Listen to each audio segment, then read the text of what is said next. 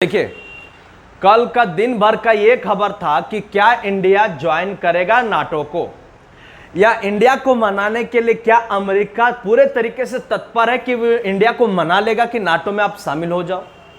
ठीक, सबसे बड़ी बात यह है कि अगर इंडिया नाटो को ज्वाइन कर लेता है तो उसका प्रभाव क्या पड़ेगा, और अगर इंडिया ज्वाइन नहीं करता है तो रसिया और इंडिया का संबंध क्या होगा, और अगर इंडिया ज्वाइन कर लेता है नाटो को तो वो इसका इंपैक्ट रसिया के साथ रिलेशन में क्या होगा।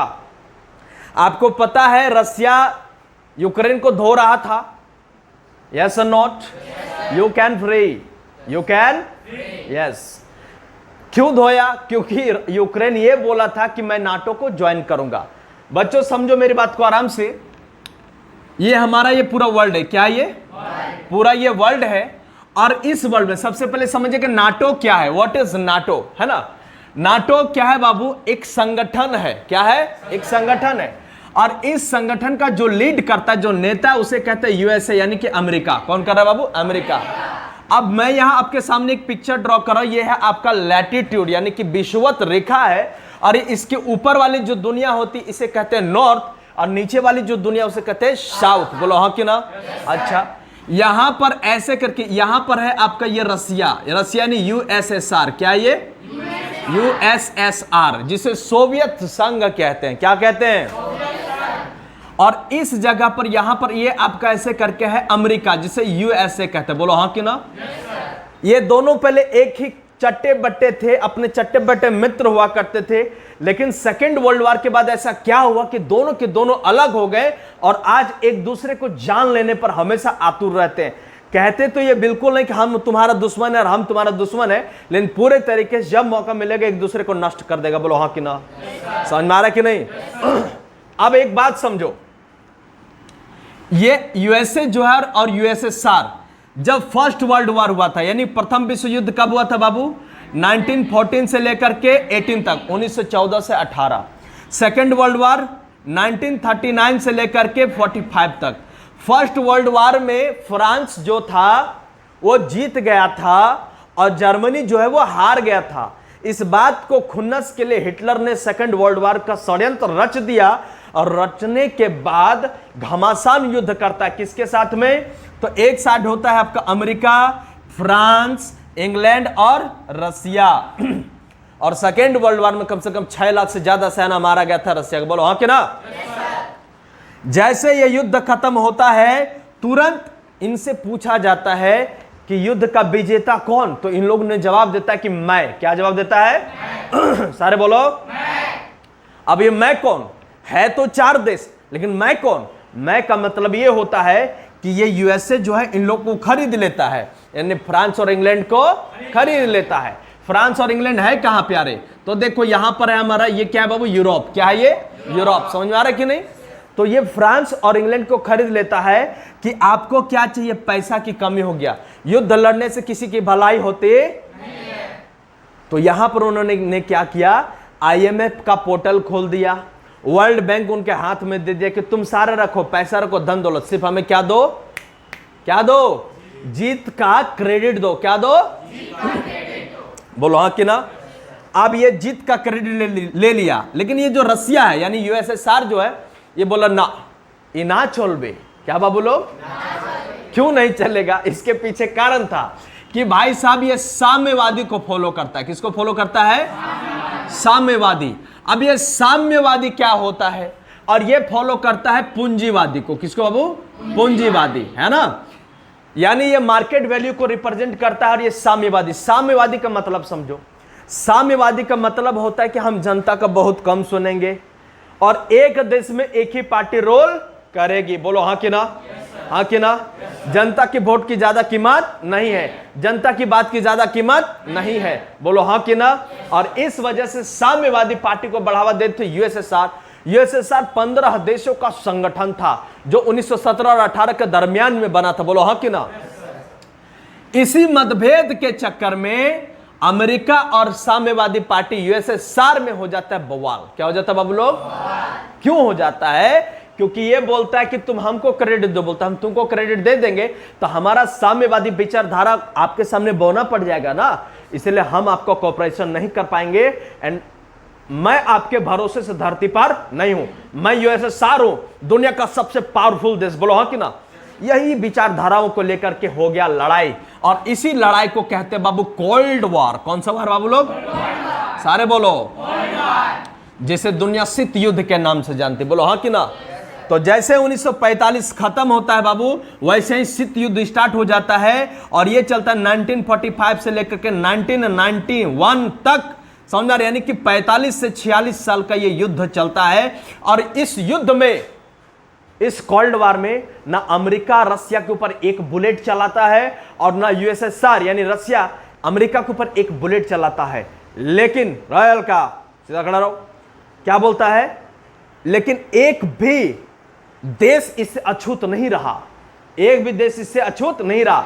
पूरा देश में बवाल मच गया, पूरा दुनिया में हाहाकार मच गया कि मैं किसके साथ जाऊं, मैं किसके साथ जाऊं। बोलो हाँ कि ना। बच्चों आप समझ पा रहे हो? समझ में आ रहा कि नहीं? और इसी के वजह से अब इतना दूर तक टेंशन हो गया कि ये यूएसएसआर जो है क्यूबा में आके मिसाइल सेट कर दिया कि अमेरिका को धो देंगे। क्या करेंगे बाबू? क्या धो करेंगे? क्योंकि अमेरिका सेकेंड वर्ल्ड वॉर में जापान पर परमाणु बम से हमला कर दिया, और दुनिया में ये तानाशाह और अपने आप को अहम के रूप में आ गया। बोलो हाँ कि ना। समझ पा रहे हो कि नहीं? अच्छा, जब ये सब हो गया तो ये भी चाह रहा था कि हम अपना एक ऐसा संगठन बनाए कि अगर रसिया से हमें कॉम्बैट करने की जरूरत पड़े, अगर लड़ने की जरूरत पड़े, तो हम अपना एक अलग संगठन बनाए। तो बोलो कौन सा संगठन बनाया? नाटो। क्या बनाया?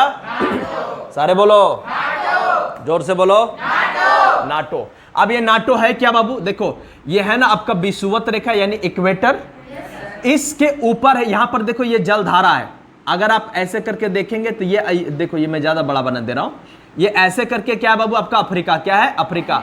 अफ्रीका के ऊपर यहां पर क्या है? ये मेडिटेरियन सी। क्या है बाबू लोग? मेडिटेरियन सी। बोलो हाँ कि ना। प्यारे, यहां पर जो पानी दिख रहा है इसे कहते हैं अटलांटिक महासागर। क्या बोलेंगे?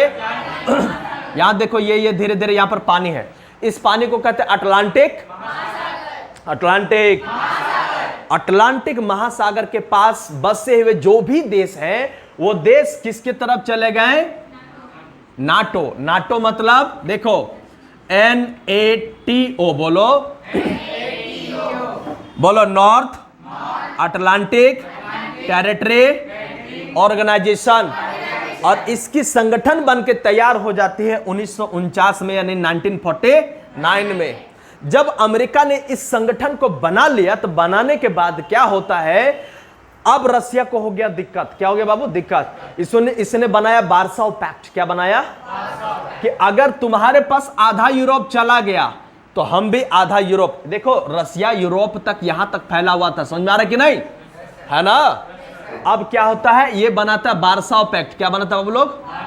वार्साव पैक्ट। ठीक है।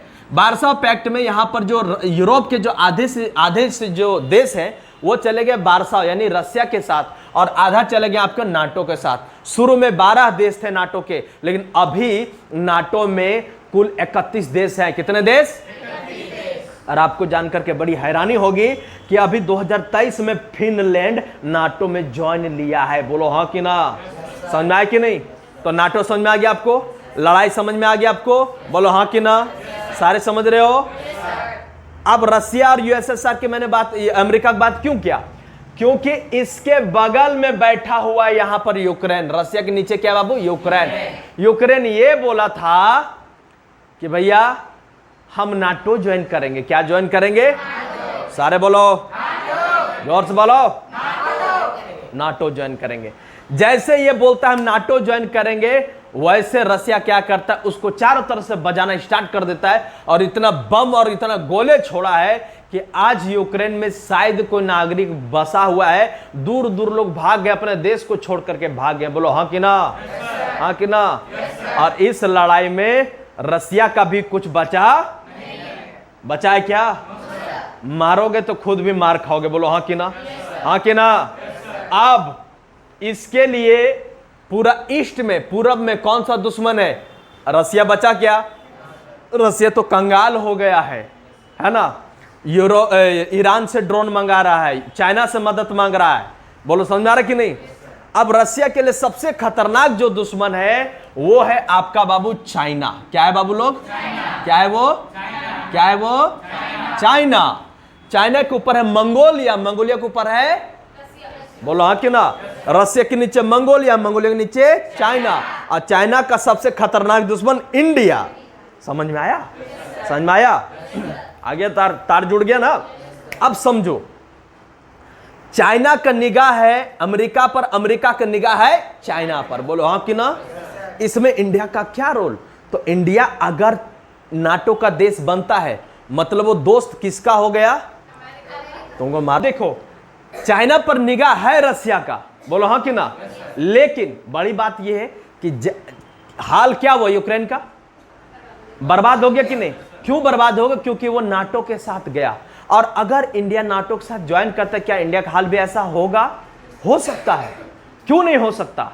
क्योंकि रसिया और चाइना एक हो जाएगा। क्या हो जाएगा बाबू? एक हो जाएगा, और इंडिया से निपटना बड़ी मुश्किल हो जाएगा। और नाटो कैसा दोस्त है पता है?